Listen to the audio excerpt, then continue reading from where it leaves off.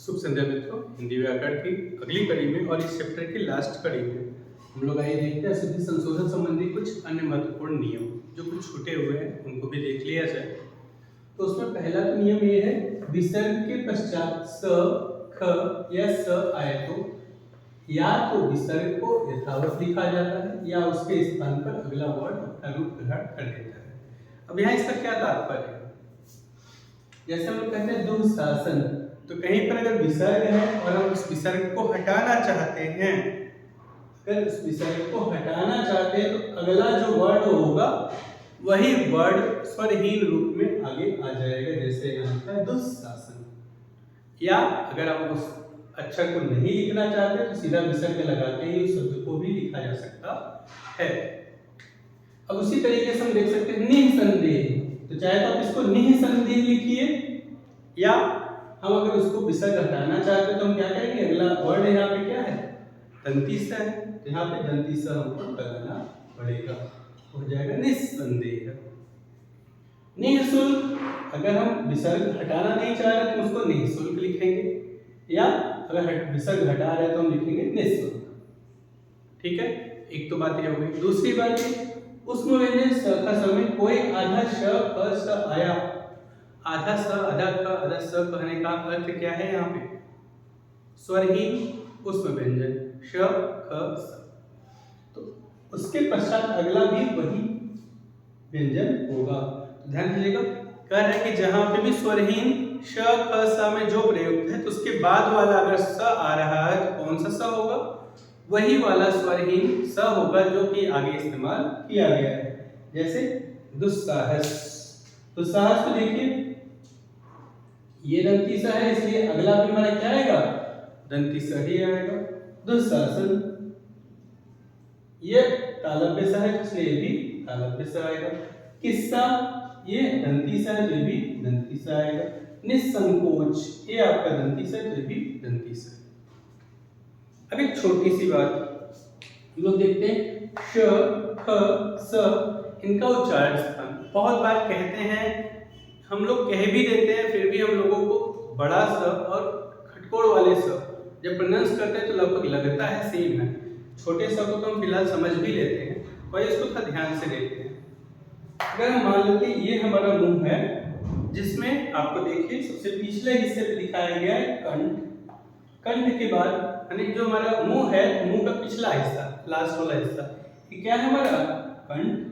कंठ के बाद जो ऊपर का छत है, मुंह का ऊपर का जो छत जिसको हम टच कराते हैं वो हमारा क्या है, तालु, वो है हमारा तालु। तालु के बाद हमारा आगे आता है आपका मूर्धा, आगे आता है मूर्धा। मूर्धा कहाँ आता है? दांत के जस्ट पहले आता है मूर्धा, जिसको हम कठोर तालु के रूप में भी देख सकते हैं। तो जब हम श बोलते हैं और जीवा को छत पे ले जाके टच कराते हैं, श श, तो हमारा क्या है, तालव्य स है।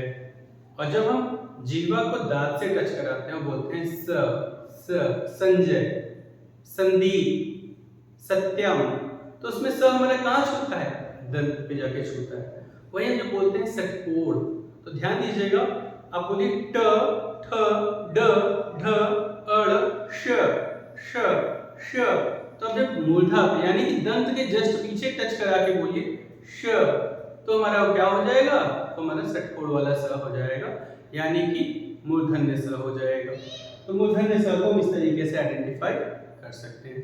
आइए अब आगे देखते हैं नियम नंबर 3 में, उष्ण श ख स में श का प्रयोग च वर्ग आने पर करते हैं। अब च वर्ग होता क्या है, तो च वर्ग जो हमारा है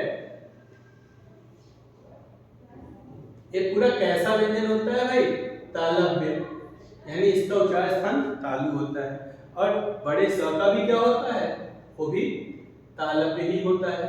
इसलिए च वर्ग के अक्षरों के जस्ट पहले अगर हमें स की जरूरत है तो हम कौन सा स इस्तेमाल करेंगे, तालव्य स का इस्तेमाल करेंगे।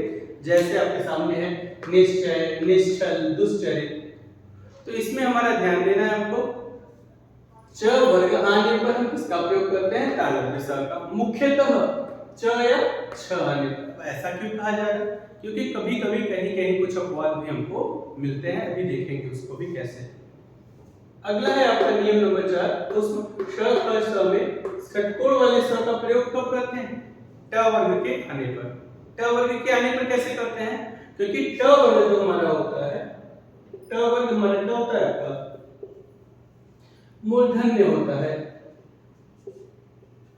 यानी इसका उच्चार स्थान मूर्धा होता है।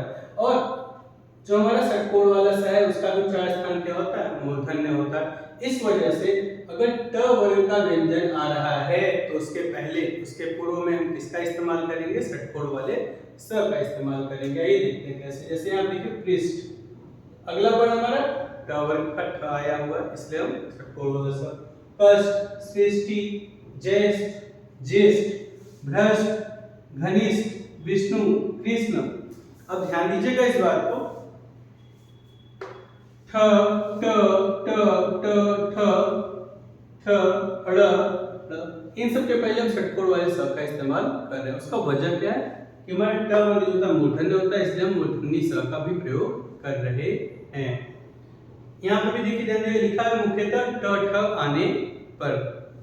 उसी प्रकार से उसमें श ख स में दंती स का प्रयोग त वर्ग के आने पर करते हैं। त वर्ग के आने पर, त वर्ग आप समझ पा रहे हैं, त वर्ग यानी किससे बोला जाता है भाई? ये दंत से, और दंत से और कौन बोला जाता है भाई? दंती स।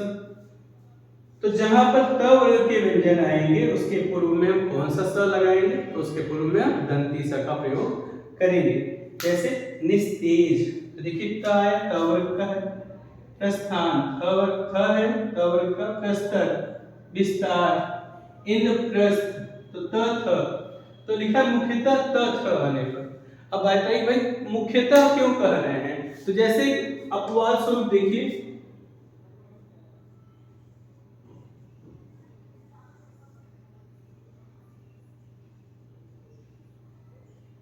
अपवाद स्वरूप एक एग्जांपल है, यहाँ पे देखिए न है, न हमारा त थ ध ध न यानी त वर्ग का है, फिर भी इसके पूर्व में देखिए क्या इस्तेमाल किया जा रहा है?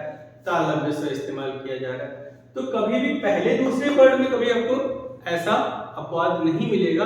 हाँ, अन्य किसी में कहीं कहीं अपवाद मिल सकता है। एक और बात, अंग्रेजी वाले शब्दों में भी हमें कुछ अपवाद देखने को मिलता है अगर अंग्रेजी में हम डायरेक्टली शब्दों का प्रयोग कर लें। जैसे कि